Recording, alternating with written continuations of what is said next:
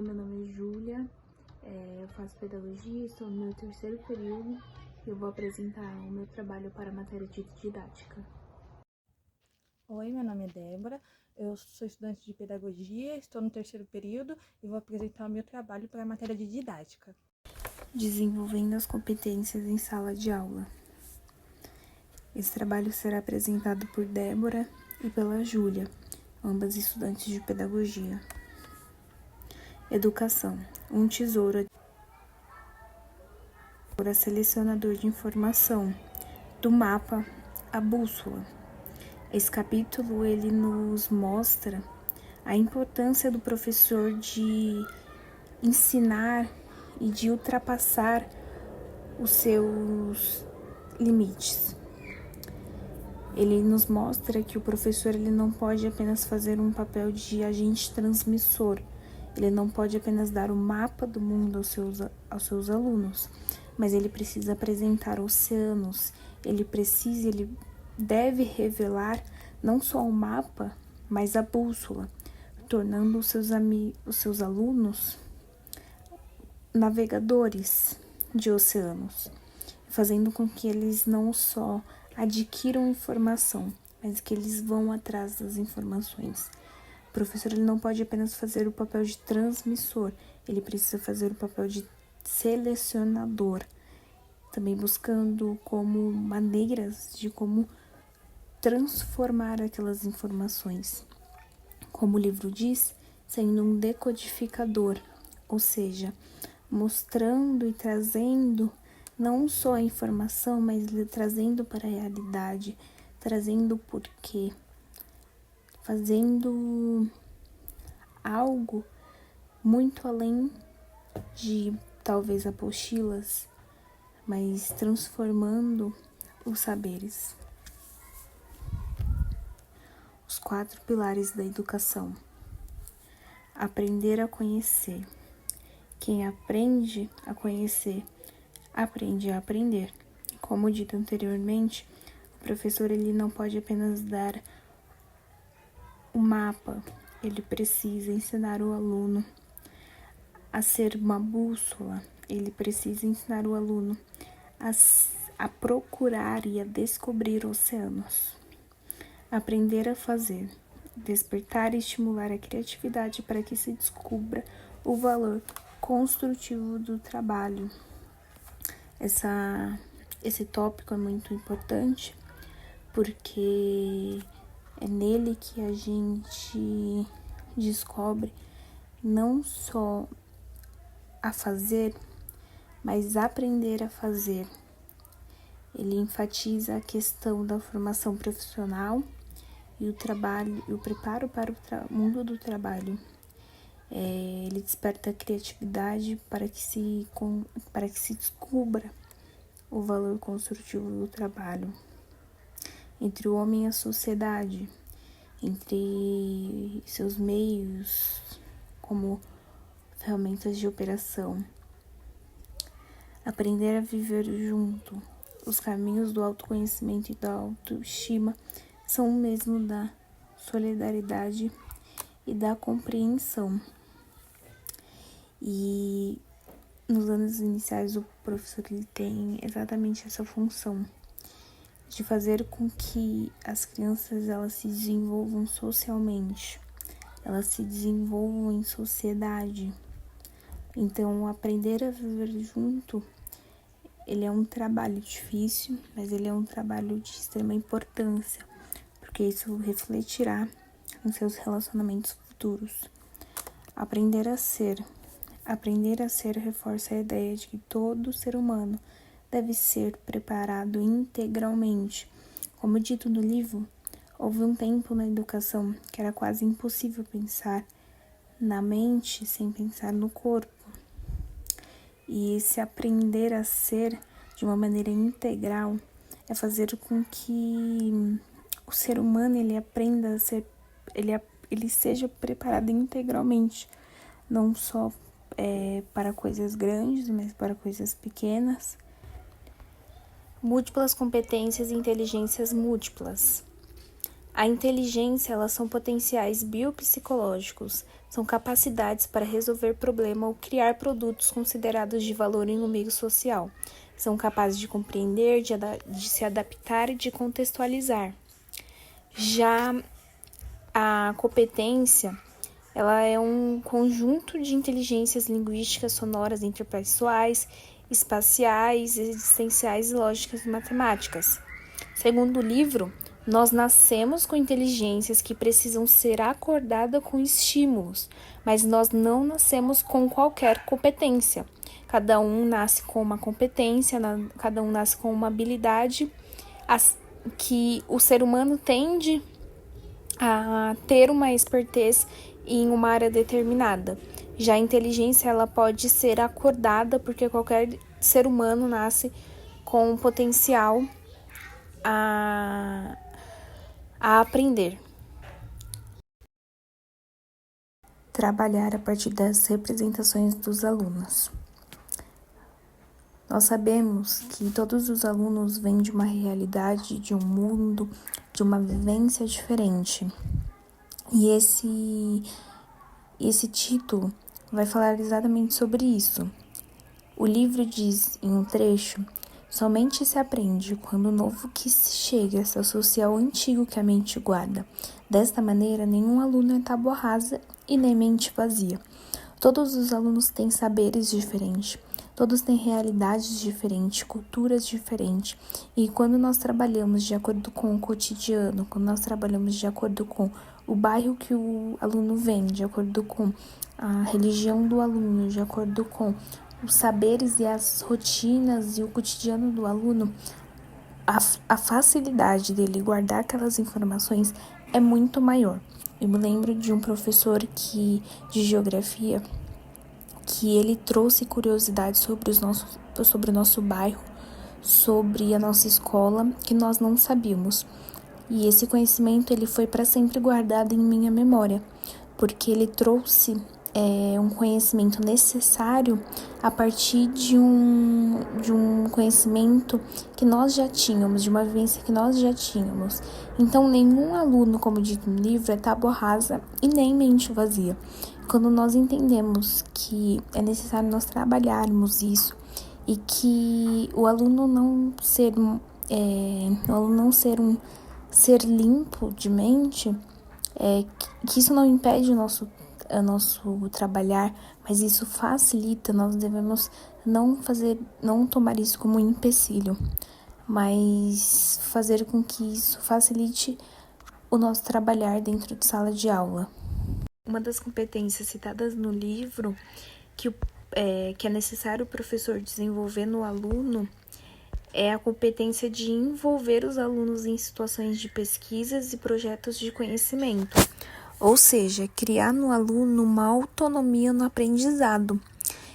O livro até cita o exemplo da professora Judite, que quando ela ouvia um aluno fazendo uma pergunta, ela não dava ao aluno a resposta que ele procurava, mas ela fazia com que o aluno pesquisasse em dicionários, entrevistas, no Atlas, para que ele mesmo exercesse a função, exercesse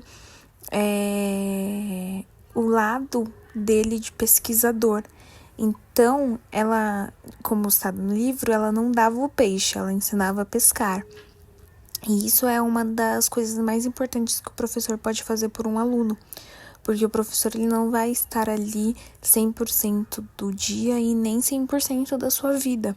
Então, despertar isso no aluno, despertar essas atividades de pesquisa, projetos de conhecimento, fazer com que o aluno traga novidades, trazer com que o aluno desenvolva atividades, fazer com que o aluno traga situações, é muito importante, porque faz com que o aluno aprenda a pesquisar, aprenda a desenvolver competências que precisam ser desenvolvidas nos alunos. Usado como referência o autor Philippe Perrenot, ele diz que as competências são essas: perceber as múltiplas linguagens que existem e que podem ser empregadas não apenas na comunicação, mas também na compreensão. Ver matemática não apenas como números e cálculos, mas também uma forma de resolver problemas, conhecer amplas formas de conhecer, interpretar e desenvolver, de forma capacitante para os alunos no futuro.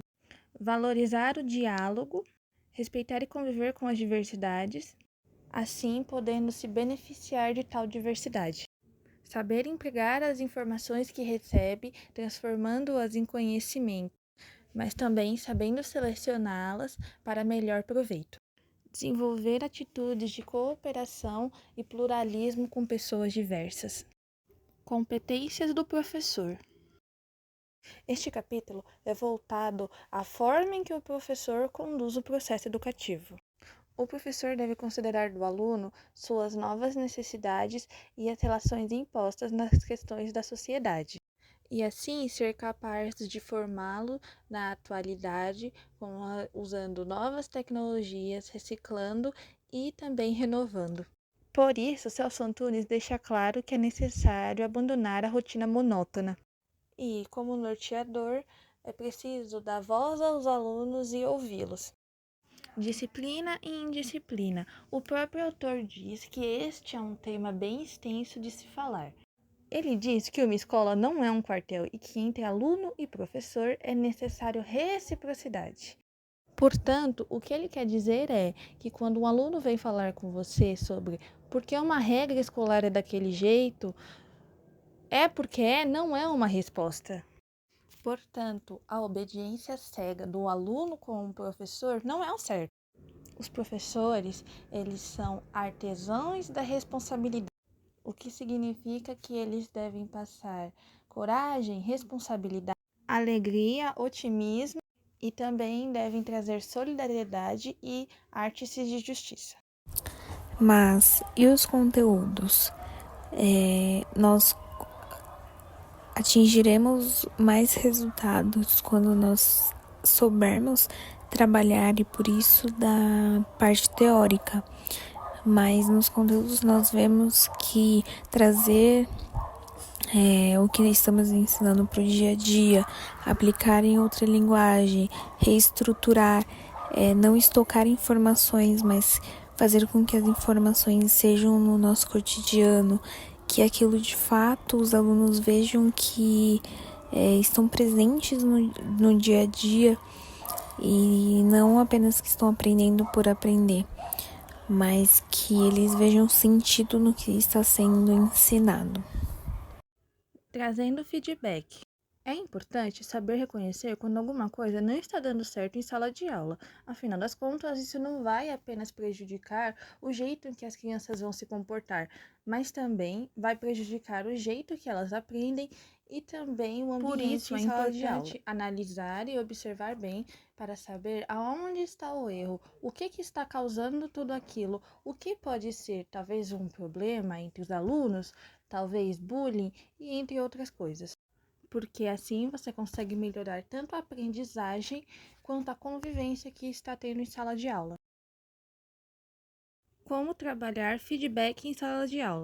Evitar críticas. Afinal, o papel do professor é de mediação e por isso é bom ressaltar que é preciso sempre saber ouvir e aconselhar. Afinal das contas, assim como nós estamos ali para apontar as coisas que tecnicamente são ruins, estamos ali para aconselhar o que pode melhorar tudo aquilo. Reservar um local acolhedor. É ótimo quando nos sentimos acolhidos, longe dos constrangimentos, não?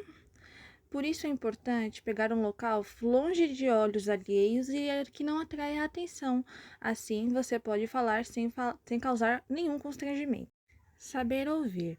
Para dar bons conselhos, é bom também saber ouvir. Por isso, devemos deixar aos alunos à vontade e com segurança para falarem sem medo. Assim, eles poderão expor as suas opiniões e dizer o que pensam sem medo de ser julgados. Como trabalhar a individualidade? Cada ser humano é diferente, então devemos ser tratados com igual respeito, indiferente da personalidade, certo?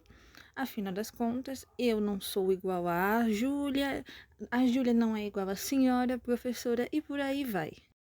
Então, por que tratamos todos os alunos como se fossem iguais? Afinal, como eu disse, nenhum de nós somos iguais. Cada um tem uma coisa diferente do outro, tem personalidades diferentes e assim sucessivamente. Por isso, devemos saber respeitar cada traço de personalidade deles. Promovendo a inclusão, é importante a atenção intervindo para que o ambiente seja livre de preconceito. Olhar analiticamente para cada aluno e ver a forma em que se tratam. Diversidade cultural. Promover atividades diversificadas também é importante, caso algum aluno tenha um costume diferente. Então, devemos ressaltar sua multiculturalidade. Trazer jogos e brincadeiras de forma lúdica ajuda neste meio, afinal, também se aprende brincando. Elevar a autoestima. Para o aluno reconhecer aquele ponto forte, é como saber que amanhã é fim de semana. Seja esse talento ele desenhar, escrever, fazer contas e etc. Nem todos nós somos bons em tudo, ou melhor, nenhum de nós somos bons em tudo. Às vezes somos medianos em algumas coisas, às vezes somos bons em outras, e às vezes nem somos bons naquilo. Então, é importante saber que não é porque o aluno não é bom em matemática que isso significa que ele seja ruim. Às vezes o ponto não é matemática, mas o ponto é artes. Cooperação em sala de aula. Apesar de sermos seres individuais, vivemos em sociedade e devemos saber cooperar entre si. Por isso, é importante também a cooperação, já que nem todo trabalho é feito sozinho. Ajudar seu colega é uma forma de cooperação, está no seu dia a dia e está no dia a dia de cada um.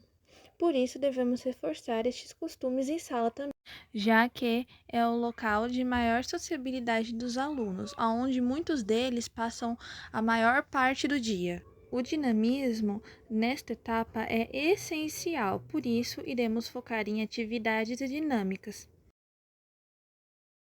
Como trabalhar a cooperação em sala de aula? Desenhos em dupla, complete o texto, mímica são as brincadeiras que irei citar. Desenho em dupla. Para realizá-la, as duplas devem sentar-se uma de costas para a outra e com materiais de desenho e desenhar o que o colega descrever. Nesta brincadeira, os alunos exercitarão a sua criatividade e imaginação, já que não estarão vendo o que o colega está tentando dizer, e sim usarão sua criatividade. Complete o texto. O aluno escreverá 3 palavras e depois passará para o próximo colega para terminar a frase. Assim, eles usarão a sua criatividade também para completar a frase um do outro. Esta brincadeira não exercita apenas o cérebro, a criatividade e a forma de cooperação, mas também a escrita. Mímica. Os alunos se dividirão em grupos e, enquanto um faz a mímica, os outros tentarão adivinhar. Essa brincadeira exercita o trabalho em grupo. Afinal, todos eles terão que se unir para adivinhar o que o colega está imitando. Também é uma forma de trazer a competição de uma forma saudável para a sala de aula. Todas essas brincadeiras é uma forma lúdica de trabalhar o social das crianças e também estimulá-las a falar em público e entre outras coisas. Esse foi o nosso trabalho apresentado para a matéria de didática, que com esse livro os nossos conhecimentos sejam expandidos e que venhamos entender que antes de sermos bons professores, precisamos ser bons seres humanos. Que ao adentrar a sala de aula, nós venhamos reconhecer a necessidade de cada aluno e o seu tipo de aprendizado e entender que a sala de aula é um potencial para nós professores mudarmos o mundo com as nossas competências e os nossos saberes. Esse foi o meu trabalho para a matéria de didática. Eu achei a leitura muito gratificante. Eu acredito que eu vá levar, sim, a leitura do Celso Antunes para minha vida, já que o livro dele fala sobre as competências. Então, muitas delas eu acredito que dê para aplicar em sala de aula. E então, eu, como uma futura professora, acredito que eu consiga sim trazer isso para para minha futura sala de aula e para os meus futuros alunos. Beijo.